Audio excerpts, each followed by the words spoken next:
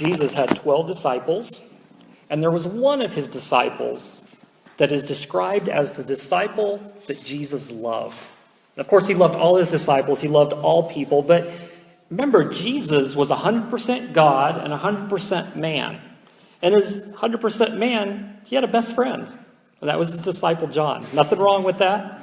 It's not that God's love was imperfect and that he loved somebody more than another. But on a human level, there was one disciple that was a nearer brother to him than maybe some of the others. And that was John. John later on became one of the leaders of the church. John actually wrote what we know as the Gospel of John, Matthew, Mark, Luke, and John. He wrote his story of Jesus' life, the things he taught, the things he did, and we read that in the Gospel of John. But as a church leader, he also wrote 3 letters to the churches talking about faith and the Christian life. And those are in the back of our New Testament, and we know those books as 1 John, 2 John, and 3 John. Not very original, but there were 3 letters, the 1st, 2nd, and 3rd that he wrote. And the 1 John is the book that we've been looking at the last 3 weeks. And in this book that he wrote, and it's a very short book, it's only got 5 chapters in it, the way we've broken them down. But in this book, he describes to the people in the church, these are the characteristics, these are the marks of a true believer. And so we've been looking at that. What are the things that he wrote about that show us a person who truly has experienced a relationship with Jesus Christ, who is a true follower, a true disciple, someone who follows him? Now, the word Christian is a really tricky word. Sometimes it's not even the definition that's tricky, it's the connotation that goes with it. There are many people in our society that they hear the word Christian, they think enemy. Because they don't want anything to do with Christ, they don't want anything to do with the Christ and the people who follow him. Sometimes people don't want anything to do with Christians because they've had a bad experience with people who claim to be Christians, who have given Christ and the Christian word a bad name. And that's happened often as well. It's not an excuse, but it does happen. And so sometimes people don't like the word Christian because of that negative connotation that comes with it. Sometimes when we think about the word Christian, though, as a definition, people say, well, a Christian basically is a person who I identify with only because I'm not one of the other world religions. I'm not a Buddhist or a Hindu or a Muslim, so I'm a Christian in that sense of a word. It's not theological, it's just more cultural to them. A lot of people, even here in our country, would identify themselves as Christians based on that criteria. If I had to pick a religious preference or religious identity, then I would call myself a Christian because, at least culturally, that is what is the predominant religion. It's what is acceptable. It creates good moral people. It is something that we can live with. You know, whether you take the Bible as being God's literal word or a bunch of fables, well, it's still a good book. Even we call it the good book, right? Because at least it's good. And so a lot of people see Christianity as like that. For a lot of people, being a Christian to them means that they have a special connection with God on the big moments of their life. Baptisms, weddings, funerals, and that's their connection to God. For some people, we have a connection with God on the big holidays, Christmas and Easter. For some, being a Christian means it gives us a nice place in our social system that we have. In other words, I can network with people better. You know, I kind of go to church, I have connections. It kind of helps me to network. For some people, being a Christian means that it helps me to have a good moral code for my life because Jesus said, do unto others as you would what? Have them do unto you. And that's a good rule to live by. And if Jesus said it, okay, I can kind of handle that, so I'll just kind of go along with it. And to them, that is what their faith revolves around. For some people, it's just, I'll be a Christian so that I can raise my kids to be good people. It happens a lot of times that young people, they go away from God, they go away from the church, then they get married and they have kids and they think, well, our parents kind of took us to church and, we kind of turned out okay, so I'm going to take my kids to church so that hopefully they'll turn out okay too. They'll get their little dose of good moral teachings and good examples and stories from the Bible, and that will help them to be on the path of being good citizens and good people. And then the kids grow up and then they kind of lose interest themselves, the parents do. And of course the kids are probably going to lose interest too because it was just a cultural thing for them growing up. For some people, being a Christian is just kind of it makes me feel good. It makes me kind of feel close to something that's out there. I can't explain it. And so at least it gives me an explanation for my feeling of my place in the universe. And so that's what a Christian means to them. And basically most people, it seems like they just want to be good, moral people, throw in some religion, okay? And we'll just kind of call ourselves Christians. And what I'm talking about in all these definitions is kind of what I call a cultural Christian.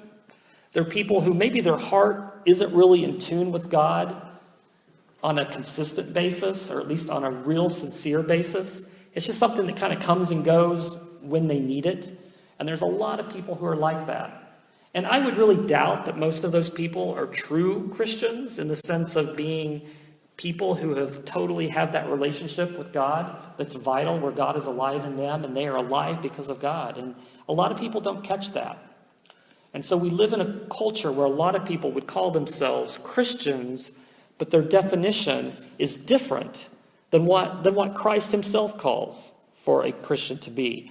And in the book of 1 John, this is Jesus' best friend writing here. This is somebody who had that relationship with him. Even though Jesus went up into heaven, the Holy Spirit was with John as he wrote this book and said, if you're a real Christian, and I hate having to put the word real or true on the front of Christian, but we have to kind of do that these days to differentiate the real Christians or the true Christians from those who just call themselves Christians. But he says, if you're a real Christian, if you're a true Christian, these things are going to be characteristic of your life. And it has nothing to do with the holidays, it has nothing to do with the big events, it has nothing to do with just feeling close to God to find your place in the universe. There are 3 marks to a Christian. We've been covering this the last 3 weeks. The first sign is theological. He says, love God. Love God. In other words, if we're going to love God, we have to be able to know who he is. We have to be able to believe in him and what he said. And so if we love God and we experience his love and love him in return, that's the first mark. People that really love God. And that's kind of a fuzzy thing. It's hard to be able to measure that. But John goes on to say you can measure your love for God through the second point, loving his commands. Being obedient to the things that he's told us to do and to not do the things that we're not supposed to do. And the Bible is full of commands, not to be heavy and burdensome on our back, but to allow us to be free to be who God has created us to be. When we live by God's design, it allows us to experience life as it was meant to be lived. When God created Adam and Eve, and if you're at the seminar, you heard this there. God created Adam and Eve with the ability to experience the love of God and to love him in return, to do what he commanded to do and not do what he said not to do. That was eat of the fruit of this one particular tree, and to love each other. That's the third thing that we're going to look at today. God created a world where that's the way it would be. People would love God and love each other, and they would do exactly what God said. And that would be a perfect world. And all of us would admit we would love to go live with Adam and Eve in that kind of world. That would be a great world, if we could at least put some clothes on anyway. But that's what we would love to do, if we could. But we don't live in that world. We live in a fallen world. And that's where the third point comes in. Because we don't always love God the way we should, and we don't always love his commands the way we should, it makes it difficult to love people the way we should. And we're going to take a look at that today. And those 3 things together are a mark of a true Christian. We'll dig into this here. We're going to look at a few passages from 1 John where he talks about this specific thing about loving people. In 1 John 2, 9 to 11, he writes, "If anyone claims to be in the light, but hates a brother or sister, is still in the darkness. Anyone who loves their brother and sister lives in the light, and there's nothing in them to make them stumble. But anyone who hates a brother or sister is in the darkness and walks around in the darkness. They do not know where they are going because the darkness has blinded them." This passage talks about two different kinds of people. There are people who are in the darkness and people who are in the light. People who hate, people who love. And it differentiates between these two groups of people. And most of us would say, well, there's really not people that I hate. I mean, maybe there's some people who rub us the wrong way. There's some people we just don't like to be around if we don't have to. There's some people that we just tolerate them. And we've been raised to be good ladies and gentlemen. And we can be polite and we know how to deal with those kind of situations. But we don't really hate people. Maybe we do have some people in our life that we would call enemies. People that have really done wrong to us. People who have hurt us. People who have lied to us. You know, whether we call them enemies or we hate them or not, it depends on our level of being able to accept the evil that's been done and to what level we've been able to forgive them. Pretty much we get along with other people, but, hate's a strong word. And you know what? You don't have to be a Christian to love other people. We do not have a monopoly on love in this world.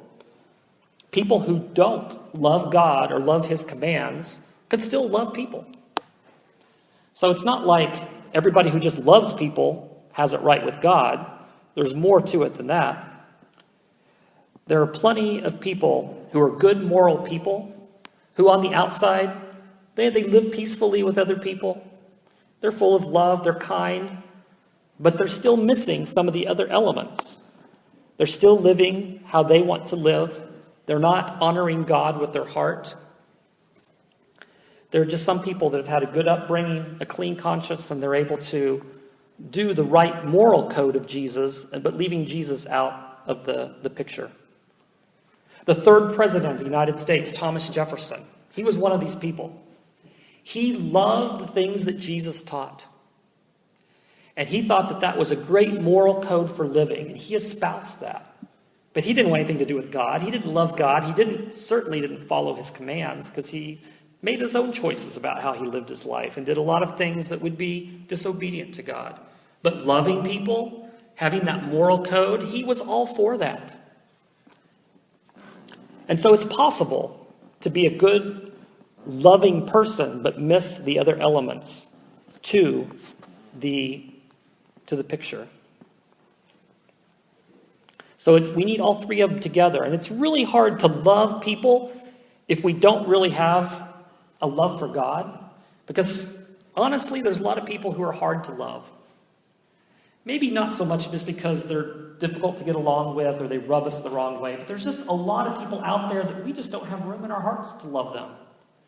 We have our family, we have our friends, we have the people around us, and our heart is very full in dishing out the love.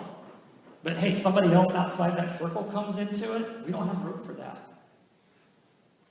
And if we're keeping people outside our circle, then we are basically hating them. We are not loving them in the way that God wants us to love them. And you may say, well, it's impossible to love everybody. It's not impossible. Anyone that God brings along your path, God has commanded us to love them and to accept them as a neighbor whom we love.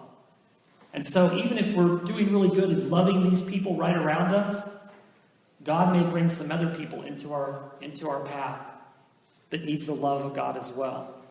And if we say no to them, then we are doing a disservice to the God who lives inside of us. There may be people we don't even know. Maybe there's people on the other side of the world. We hear about needs that are taking place, and we need to open up our hearts to do what we can to help people in need, even if we don't know them. But we know that the need is there, and there's so many opportunities to be able to do that.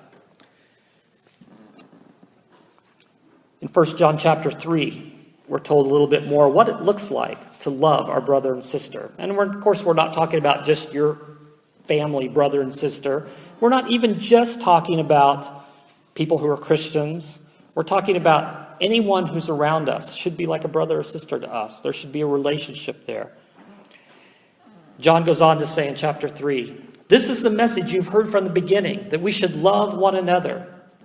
Do not be like Cain, who belonged to the evil one and murdered his brother.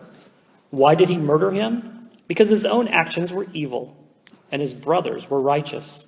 Do not be surprised, my brothers and sisters, if the world hates you. We know that we have passed from death to life because we love each other. Anyone who does not love remains in death. Anyone who hates a brother or sister is a murderer, and you know that no murderer has eternal life residing in him." And this is how we know what love is.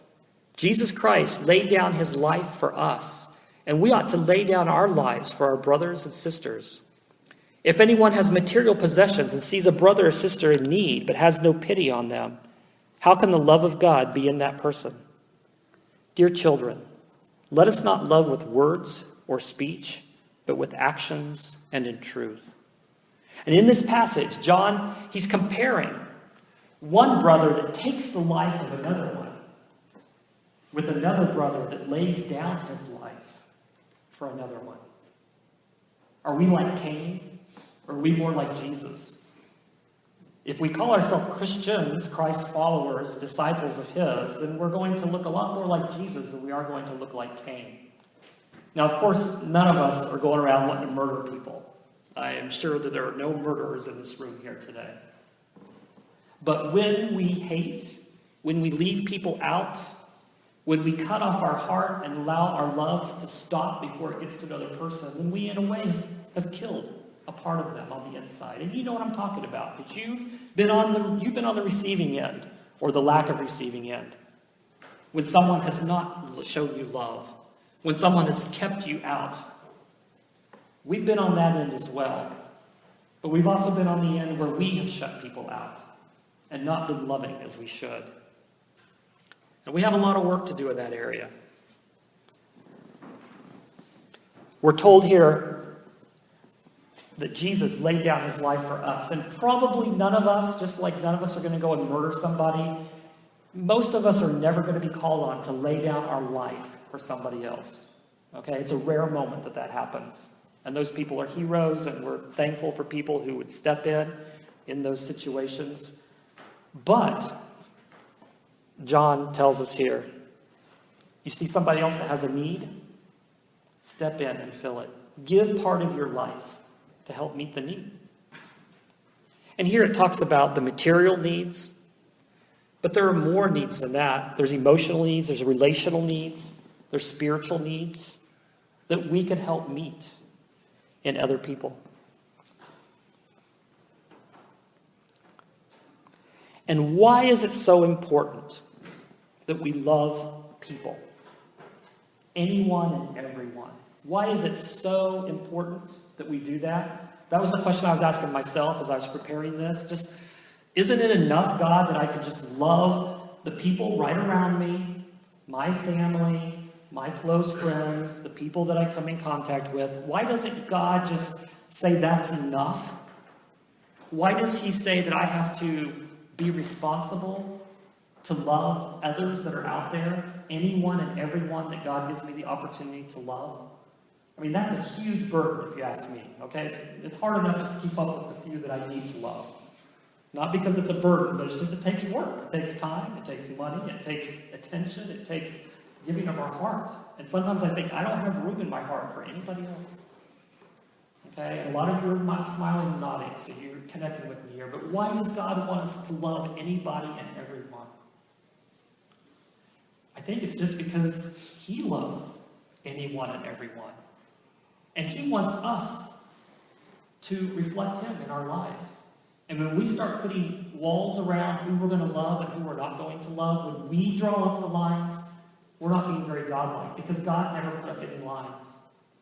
His love was wide and deep and broad enough to be able to reach everyone and anyone. And he wants us to be able to reflect him and love every person that he created. Sometimes it starts with just looking in the mirror and loving ourselves, because sometimes we struggle with that. Sometimes we don't love ourselves the way that God loves us. Sometimes we just need to look around at the people in our lives, whether they're sitting here in the pews with you, whether they live in your house, whether they're friends, relatives, people you work with, and look around and say, These people were created in God's image. And God loves them, and he wants me to love them as well, as a reflection of God inside of us. I really believe that it's true that the love of God can so fill our hearts so that it overflows and there's room for more and more to give away.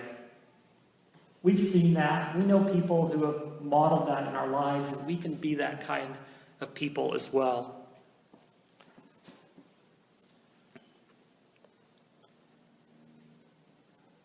In 1 John 4, chapter 19 to 21, he goes on to talk about loving others. He says, "We love because he first loved us. Whoever claims to love God but hates his brother or sister is a liar. And whoever does not love their brother or sister whom they have seen cannot love God whom they have not seen. And he has given us this command: anyone who loves God must also love their brother and sister." Basically he's saying, this is a litmus test for your love for God, the way you love other people. The way you love other people is going to show what the love of God is like in your life. As I said a couple weeks ago, sometimes we don't have room for God's love in our life because there are other things that we love instead of God. Those things fill our hearts, and the love of God can't fill our hearts, let alone overflow so that we can love other people. That's why these things are all connected together: loving God, loving his commands, and loving people. One way that we love people is by doing the commands that God's told us. He's told us how to love people. And all of those commands that relate to our relationships help us to be able to have healthy, good, loving relationships. It doesn't matter what a person thinks about the theology of the Catholic Church. The Pope was here this last week, and you can't help but be able to say, Pope Francis, he lives his convictions out. He loves people. He would rather dine with the poor and the homeless than he would to dine with the kings and queens. You know, the way that he has taken on his vows to be able to do that is very, very commendable. And he's not let his power and position keep him from staying true to those vows. And so whatever you think about the controversies around him, it doesn't matter. But that, you could say he definitely loves people. He shows it with his life. And that's to be commended. Nowhere in the Bible does it say we have to take a vow of poverty and to live exactly like he did. And he does. But God has given us the challenge. Not just a challenge, but the very words to say that if you don't love other people, then you really don't love me. I mean, that's a very strong thing that he says here. If you do love me, you will love other people. And if we feel like there's some areas in our life or some people in our life that we really need to work on that, because we tend to be indifferent towards some people, we tend to be neglectful towards people that we know that we should give attention to, then we need to ask God, God, can you fill my heart with love for you so much that I have enough to give more and more and more? He's promised that he will do that.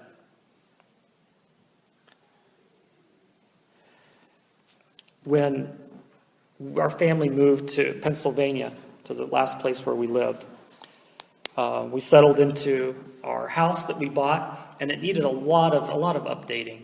There were a lot of things that just needed fixing up in that house. And we just started working at this church, and so I was asking, maybe there's somebody at the church that could at least give me some advice on where to start. I'm not a handyman. I can do it if you kind of tell me what to do, and it looks like I did it, but it can get done. And I was told, oh, there's a guy in the church. He's been working as a building contractor. He's been in construction his whole life. He just retired this summer. Maybe he might be able to give you some ideas. So I met this guy. His name was Dave Esch. And he came over to our house. And, he spent the next 3 weeks working there every day, actually doing the work. Not just telling me what to do, but doing the work. I mean, we felt so loved by this guy. We just come there, and he had just retired. He'd just been off for a couple weeks, and he said, I'm just going to come here and do it. And as often as I could, I'd come along and help hold things for him. But he came and helped. He got some other people at the church to come, and here, let's do some painting. Let's do some things. That was a real act of love. to us. We had a material need, and he just stepped in and did it. And in fact, as he and his wife, Ruth, they kind of really took on our family as kind of their family. Even though they had 3 kids that lived nearby, 10 grandkids of all different ages, I mean, they just treated us and our kids like we were one of them. They'd go on a trip, they'd come back, and they'd bring little gifts for our kids. I mean, that kind of thing. Christmas came around, and we'd have this big box. There'd be something wrapped up, a little thing for everybody, and maybe a check for $50 or something. It was just so nice of them to do it. And we've moved away, but we still get these packages at Christmas time, the last 2 Christmases, that have stuff for everybody. And, their lives were so full. They had their kids and grandkids there. They had so many people they could take care of, but they kind of had room for us.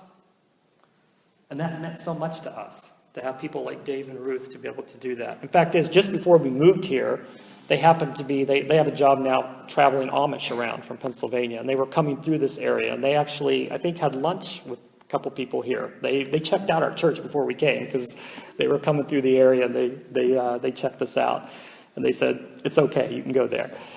But, is there room in our hearts to be able to reach out in love to somebody else? Can we add 1 more, 2 more? Even this week, think of a couple people that you could step out and show some kind of love towards in whatever way that they have a need. It doesn't have to be money. It could be just time. It could be encouragement. It could be spiritually. They need somebody to come alongside to them and just say, would you be okay if I prayed for you? Most people aren't going to say no. There's so many things we can do to show that we have love for other people. And so let us be true followers of Jesus, and let these 3 things, loving God, loving his commands, and loving people, guide us as we go through our lives. And I'm glad to be part of a church that sees that as important. And I'm honored to be here with you in that.